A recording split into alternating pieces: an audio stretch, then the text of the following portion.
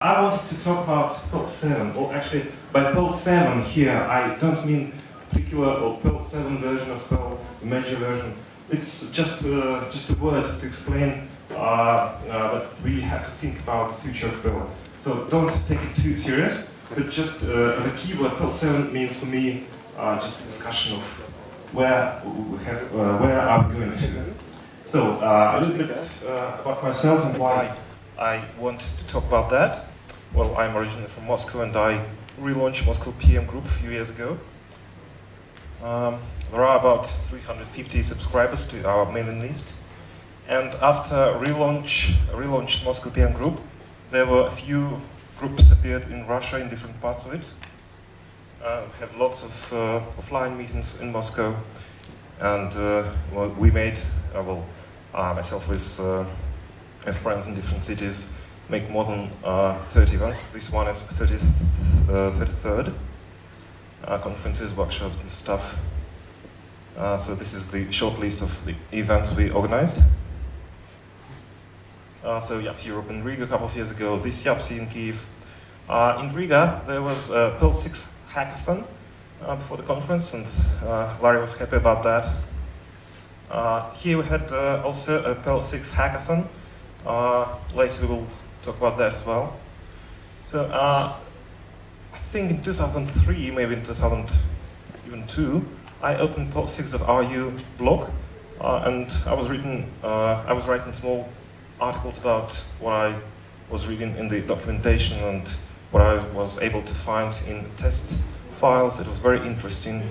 It's not updated anymore for a couple of years, unfortunately. But that time, it was extremely interesting to see how Perl 5 transforms into Perl 6. So one of the first examples was the one for printing this fractal. So it was really amazing because the first versions of Perl 6 distributive at that time contained a working compiler written in C++ and could compile and execute Perl 6 programs.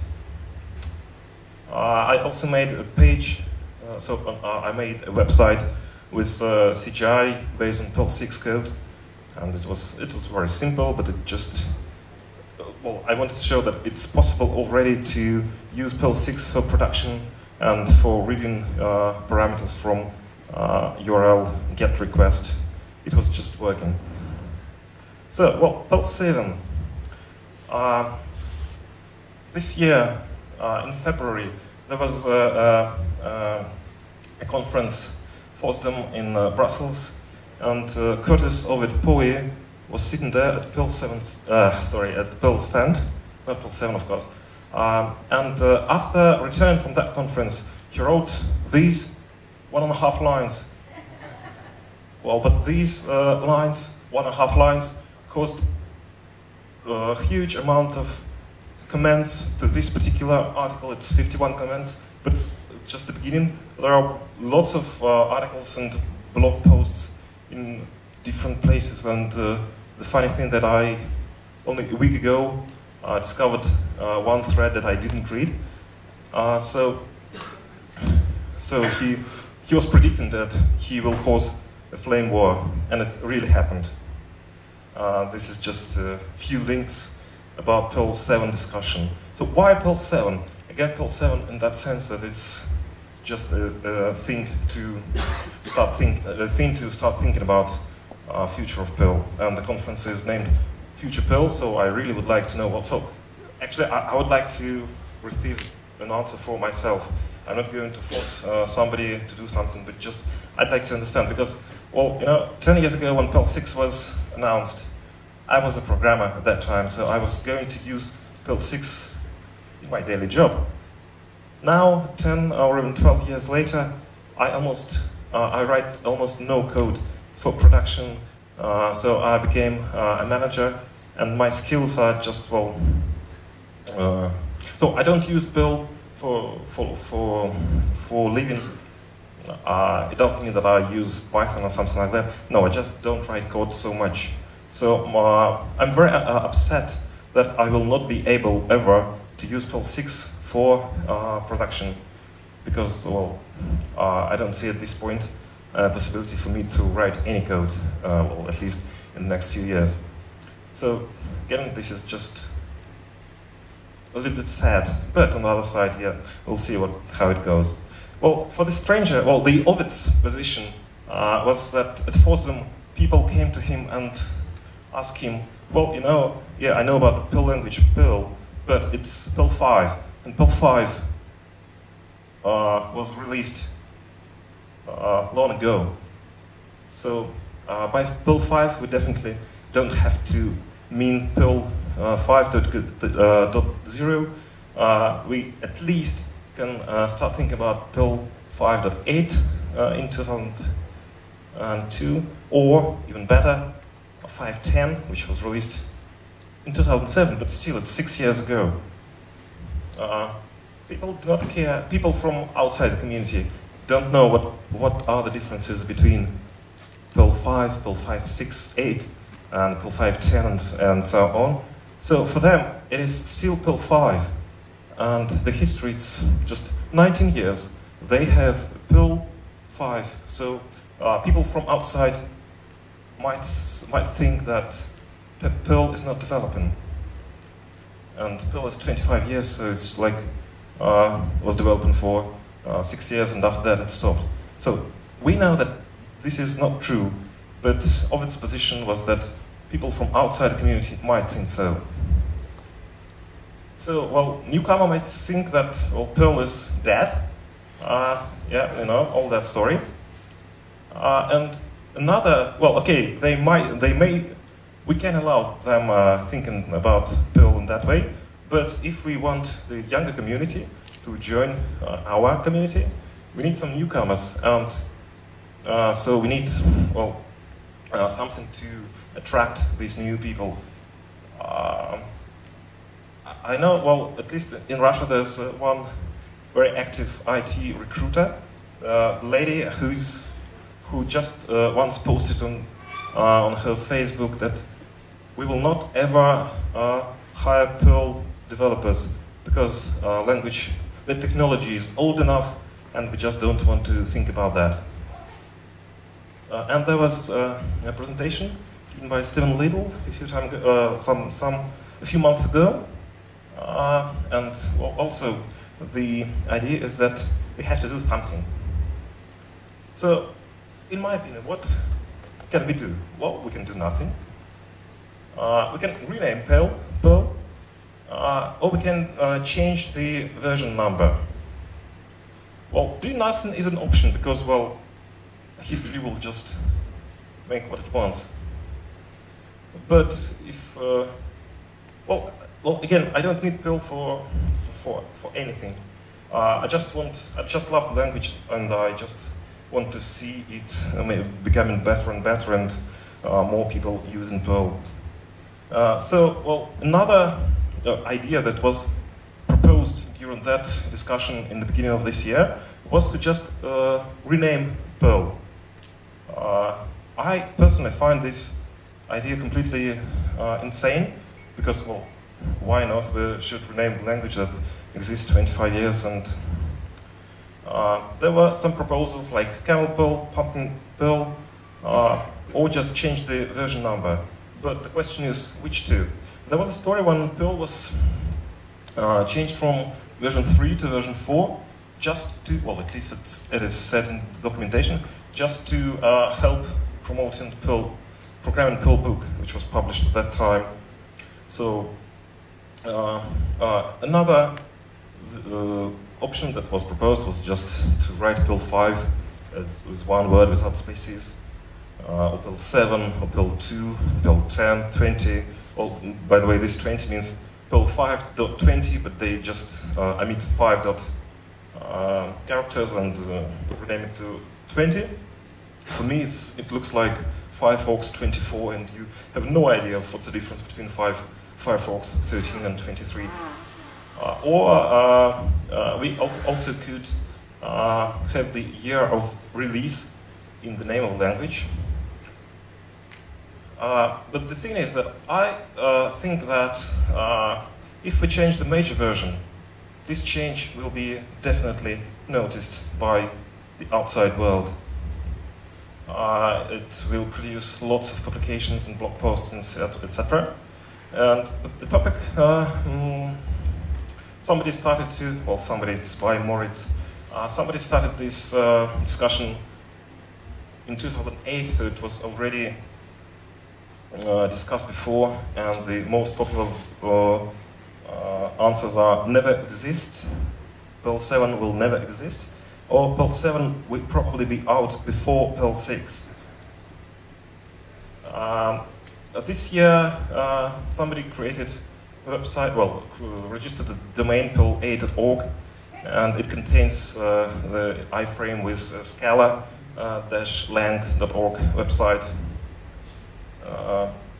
And well, it was a kind of joke and provocation at the same time. So the t-shirts for this conference, one of the first demonstrated designs was this, and it caused another portion of flame war.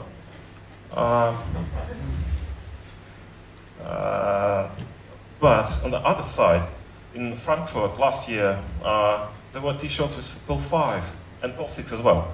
Yeah, this is a t-shirt from Frankfurt last year, but I think there were not too many of them. How many of them were there? 10, I think. 10, 300 attendees and 10 Perl 6 t-shirts. So, well, I don't think they did something wrong, but I don't think that we have to promote Perl 5 forever. Even if we have some troubles with Perl 6, we don't have to say that Perl 5 is our future. And after that, I decided that it would be a nice idea just to have a variety of options, and everybody can choose their own design. There were about 9 or 12, I don't remember, options published on the website, and the most popular one is use Perl or die. And well, thanks to Anatoly Sharifulin, who was at the beginning of organizing this conference, and he proposed this slogan. And the second one was Perl 25 years, 25 years of Perl.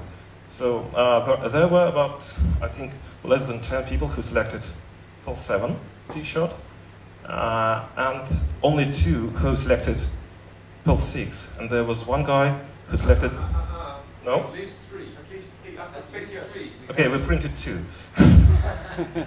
Okay, maybe I'm mistaken, but okay, three t-shirts. No, probably you could see a t-shirt from Frankfurt. No? No? En Lees en I are sitting on a row, both wearing the Perl 6 t-shirts. I have got pictures of that. Okay, so I'm happy that I'm mistaken here. And okay, only one guy, that's the correct number, one guy chose Rakuda Perl. I don't know who he was. This is one of the blog posts or comment from Niall Bowers, and he said that the lack of a single clear version for where Perl is going. So this is what I'm talking about. The community and people outside the community just do not know where are we going to. So in 10 years ago, well, 13 years ago, Perl 6 was considered as the next version of Perl 5. 10 years later, it was considered like a completely different language. So 5, 6, 7, the history should go this way, but why not go this way? Because Perl 6 is a kind of different language. It's not. It's neither Perl 5. We don't know if it is a version before Perl 7. So why not skip the number 6? But on the other side, what should we do with Perl 6? Well, I personally believe that we will finish it one day, and people will be using it. But for now, this situation just makes the message for the outside world is that Perl 5 was going to be transformed into Perl 6, and they did not manage to make a complete solution for Perl 6 during 15 years. So they don't want to develop Perl 6 and Perl 5, and so, well, this is a message that Perl is not developing at all. But well, we know that the situation is completely opposite. Perl 5 documentation is just brilliant, and this is one of the reasons of why I was organizing the Perl 6 hackathons in Riga and in Kiev. I just wanted to have somebody to work on the documentation as well. And some ideas that were developed for Perl 6 were imported back to Perl 5. So we can consider Perl 6 project as a research project to generate some solutions that we can take and borrow for Perl 5. Another complaint about discussing Perl 7 was that how would Perl 6 developers react? This is a very good question, but I have no answer for that. We can ask Perl 6 developers. And the thing is that we cannot change the name of Perl 6 language, because otherwise it would be very difficult to Google it, because Perl 6, if we change it, nobody can find it anymore. I know that Larry is very passionate about Perl 6, and but when Perl 6 actually does become a better Perl 5, people won't fight it quite so much. Yes, that's true, but when will it happen? Another question that I was trying to ask myself, basically, if Perl 7 is going to be the best language ever, so again, when we can expect it? Will the version 6 be the last one, or after we release a usable version, we will immediately start developing Perl 7, and if so, for how many years it will be in the development. So I don't want this to happen for the outside of Perl community. It's not just true. It might be considered kind of truth for sysadmin scripts written on Perl 4, but well, it's not the case for years. So this is a presentation I gave this April, and there's another one I gave at the Polish Perl workshop, the Joy of Smartmatch. This is a problem which is connected with Perl 7 problem. The thing is that in Perl 5.10 a few years ago, Smartmatch operator was introduced, and there was a separate chapter 15 in Learning Perl book devoted to smart matching and constructions like given when. The design of smart match was maybe some consider this design ugly, some consider it very difficult. It is really difficult to understand at the first glance, but well, there were some discussions to either do it in another way or just remove it from the language completely. But what we see now, to use smart match operator after Perl 5.18, you have to write some additional code in the beginning of, well, actually it's incomplete code. You have to have what warnings as well with this. So again, personally, I have lots of small interesting cases where I personally was using smart match operator. So this can read, well, this can check the command line parameters. It is very easy with this smart match. It's better than using grep and something. Again, quick check with array of possible and valid values. And this is an example that somebody sent to me from Moscow PM mailing list. You see, this is similar to the previous one, but this guy uses nested arrays for doing his job. I also use it for programming websites. I just match the URL with something, and it works very good for just strings, like in this case, and with regular expressions. So I don't need to change the last line. Smart match operation is so smart that it can just check if it's a string or regular expression. So this is real Perlish thing, and the thing is that it is broken now. I cannot update my server to use Perl 5.18 because, well, I will have to change all those cases where I use Smartmatch operator. So this is the part of the problem, very connected with Perl 7. So I think this is the end. And I talked to Brian Defoe about that, and this is what he said. Oops. The naming of the thing is really curious. So we have Perl 5, and everyone sort of knows what Perl 5 is. And then we came along and we thought there was going to be this thing called Perl 6, which would take everyone that was working on Perl 5 and go over to Perl 6. Because one of the main goals of Perl 6 was we can take most of the Perl 5 programs that exist and just run them on whatever we're going to come up with. That didn't happen. For whatever reason, it doesn't matter. But we kept calling it Perl 6, and it was a long time before they started calling it Rakudo and all that. But if you listen to anyone working on Rakudo or any of these things talk about it, and they show you an example, what they do is they type out this command that says Perl 6. Mostly because they're using all sorts of different things. I don't think any name is going to fix this. I think it is just going to confuse people a lot more. If we say Perl 7, they're going to say, well, Perl 6 is dead. And this is not Perl 5, this is somehow Perl 6 next version. Other things, given it names like Pumpkin Perl or some of the other things they thought about, I think it's just going to lead to the same sort of balkanization that lots of other projects have, where they don't know which one they should use. There's all these things out here. Which one is it? Is it Perl 5? Is it Perl 5i? Is it Perl 6? Perl 7?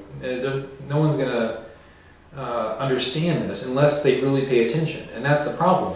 These things only work if people pay attention, but the thing is most people aren't paying attention, because if they were paying attention they would have no confusion between Perl 5 and Perl 6 because they would know what's happened with that. People like to say it's a marketing problem, but it's not at all a marketing problem. It is an advertising problem. Marketing is figuring out what your users want and how you can provide that to them. Advertising is saying, this is what I'm going to tell you. I don't care what you think. It is an issue because we keep making it an issue. I've never really heard the complaint in the wild. I think this is people guessing why people don't do things. We had a great talk here at the Polish Perl workshop about the business case for Perl, and the thing was no one cares about most of the things that we think they care about. They just want to use something that gets their job done. For instance, people use WordPress because it is WordPress and it does the job, not because, oh, I want to use PHP. I use WordPress and I have no idea which version of PHP I'm using, and I don't care. If there was something that people wanted to use in Perl 5, that was written in Perl 5, they would use that thing and they would not care which version of Perl it came from. If it was 5i, pumpkin, strawberry, whatever. They just want to use stuff. For programmers, it's a little bit different. So they want to target a particular thing, and hopefully, if you're a programmer, you're paying attention to what particular thing you're using. But at the same time, you have to realize that when I ship this thing for other people to use, I want them to be able to use it with the least amount of hassle possible. And so I'm stuck with whatever comes with Debian or whatever comes with my operating system. I don't want to make them go through this long thing where they have to compile and do all this and all that sort of thing. So I don't know. I don't have all the answers for that. I think that problem has already been solved, and the more we talk about it, the more confusing we make it for everyone else. If we just stop talking about it, which is the absolute last thing that's ever going to happen in a volunteer open source community, no one would care. But the more we talk about things, the bigger problem it seems. So I don't have any answers. So I have completely stayed out of that debate whatsoever.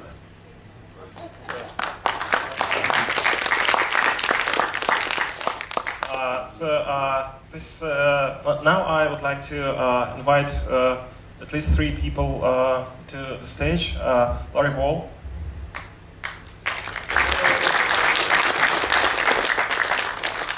Liz.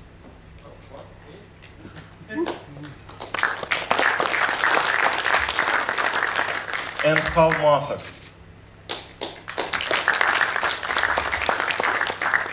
Is this an unbiased sample? If Jonathan wasn't somewhere here, no, unfortunately. I think he's preparing his talk.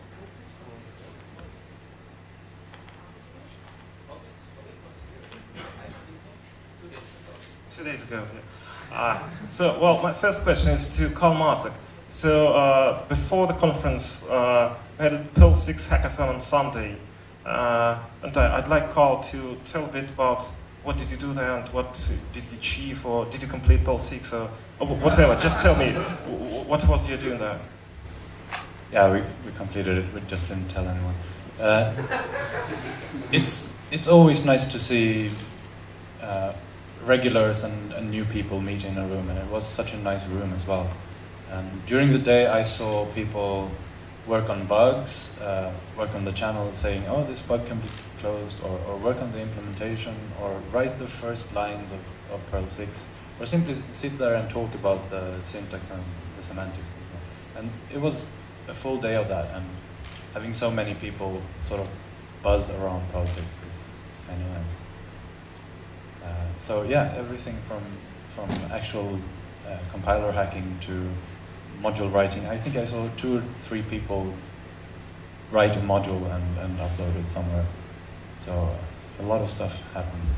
And who attended that talk? I mean, that hackathon. I mean, were there any newcomers or strangers who just had no idea of what Perl 6 is and what you are going to do there at the hackathon?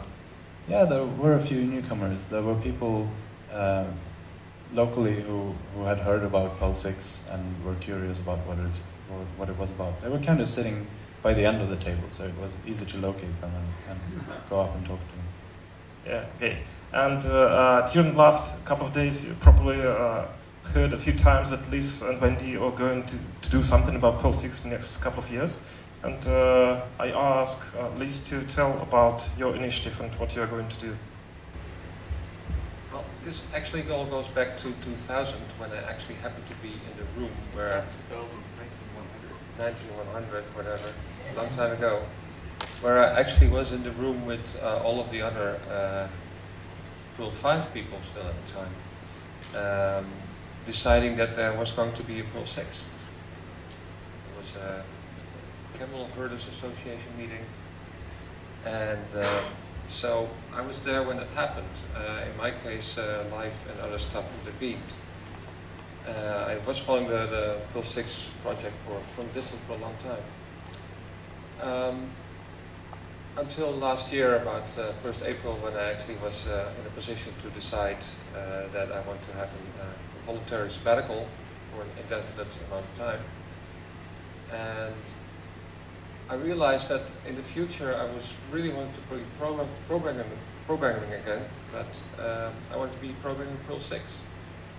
And of course there is something that is Perl 6 already, but it's not complete yet. And it's not, we could argue, production ready for a lot of environments. So I decided to actually, instead of waiting for that, start helping them. And that's the real reason for me. It's very egoistic. I've got a future itch that I need to scratch. It's called Perl 6, and I want to make it happen. So that's why I'm working on Perl 6.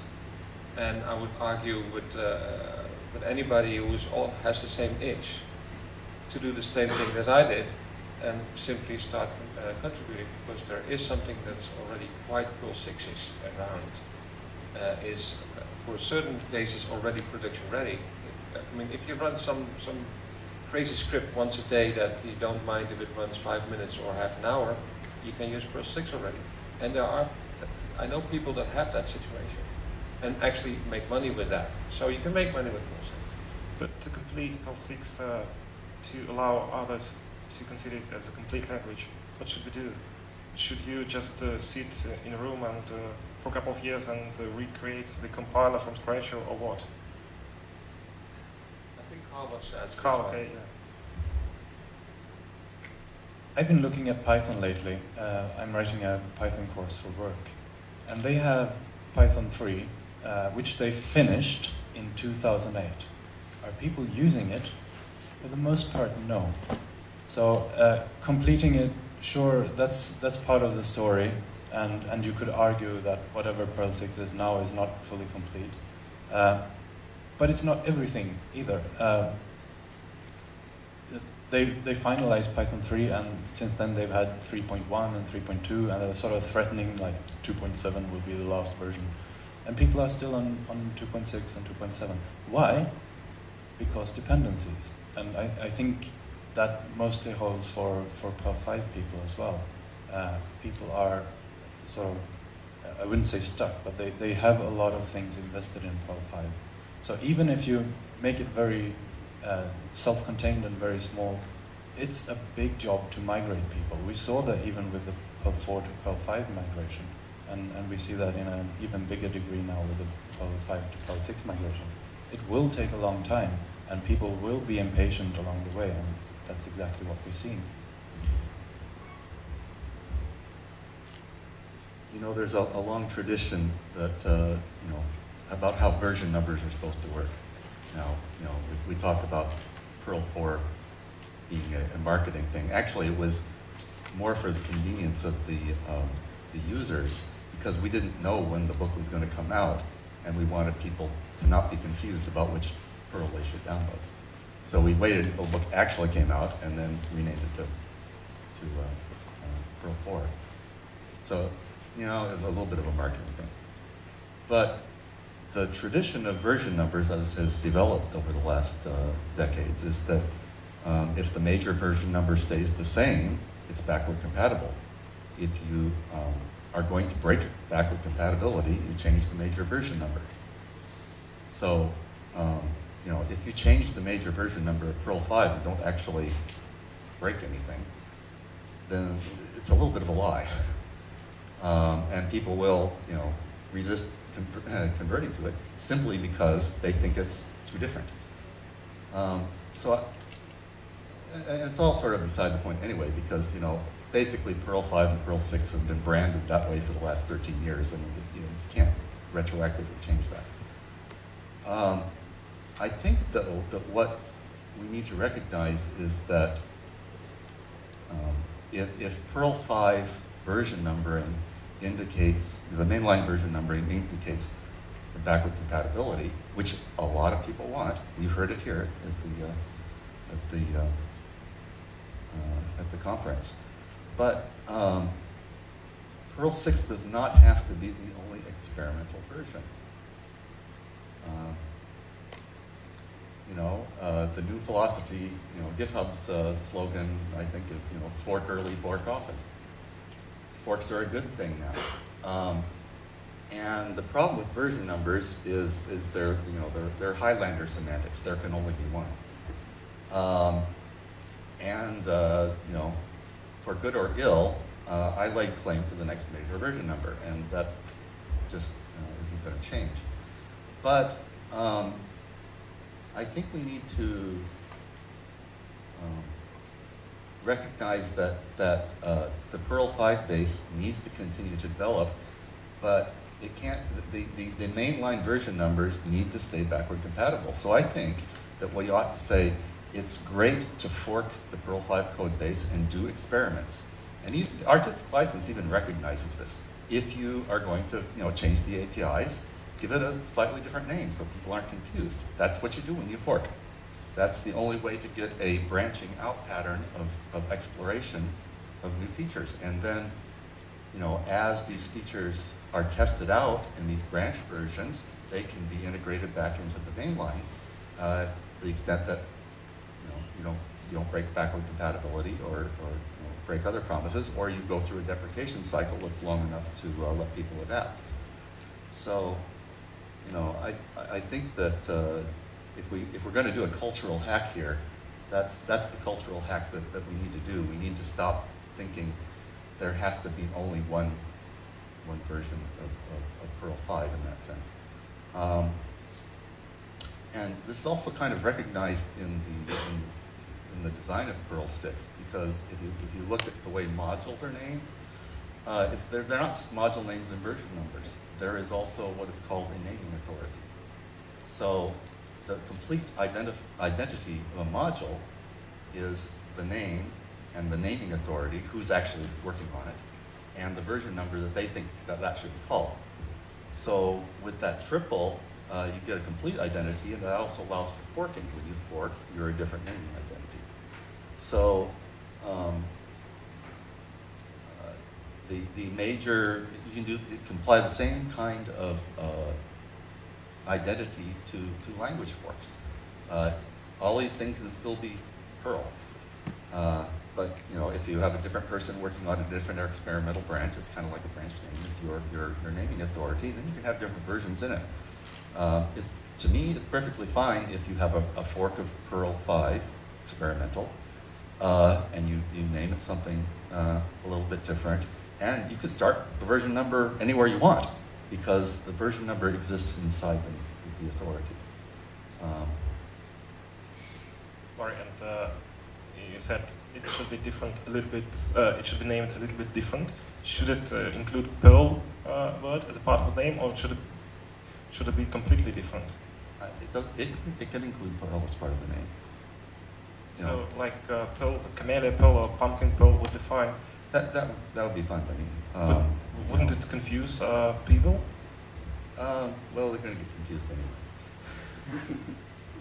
Well, There's already a Perlito.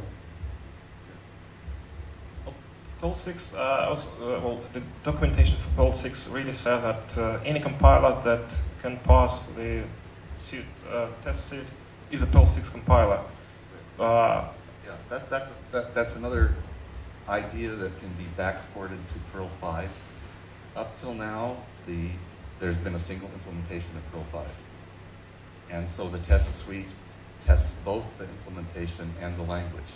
I think it would be worthwhile to take a look at the test suite and separate out the tests that define what Perl 5 is, the main line, as a language, and then have tests for the particular implementation. The different implementations of Perl 5 might have different tests for it, because they just work it differently. And we're already seeing people experimenting with different variations on Perl 5, and I think we ought to bless that process and make it well regulated. Yeah, okay. Well, we are actually running out of time, unfortunately. So, Carl. One thing that's a first for this conference, Jonathan is away preparing his next awesome talk somewhere, but people tend to drop their jaw and say, oh, that's pretty cool for Jonathan's talk and the new things he brings on. But this conference, people have said, this is something that's strictly better than Perl 5. This is something I would, if everything was, everything else was equal, I would switch to Perl 6 for this. Two things. A real threading story, not iThreads, real threads that work effectively. And the other thing, on different VMs. So for the first time we have the same Perl version working on different VMs. One on Parrot, one on the JVM, soon more to come. And in that situation, to talk about a Perl 7 seems kind of silly to me. Because this is the first time that Perl 6 shows some edge over Perl 5, and I think we will see more of that. I'm not going to go out on a limb and say, yes, 2013 was the year that Perl 6 finally is ready. I'm not even going to say within 1 or 2 years. But I think we're seeing some kind of turning point here. So hang in there. And my last couple of questions before the coffee break. So I was thinking that Perl 6, at least by design in 2000, was considered as a language which will be back compatible with Perl 5. It is, I'd like to have a clear answer. Is it the case now, or will Perl 6 be a completely different language, not compatible with Perl 5 programs? Will the compiler for Perl 6 be able to execute Perl 5? To some extent, you can embed Perl 5 in Perl 6 right now. Okay. For a long time, we were just concentrating on the Perl 6 part. And after the Pony project went aside, we said we'd better concentrate on just getting Perl 6 semantics in order first, and then later we can hook up to Perl 5. So that's actually what's happening right now. More VM is actually a great part of the design of it is how do we actually do interoperability between Perl 5 and Perl 6. Yeah, fair enough. And last question, about Perl 7, the real Perl 7. Do you have any ideas or plans for that? So I'm not going to ask when we should expect it, but what do you think about the real Perl 7? Well, this is actually spec'd in Synopsis 1, what Perl 7 is. Okay. So I would like to thank all the participants of this discussion, Carl, Liz, Larry, Wall. So thank you very much.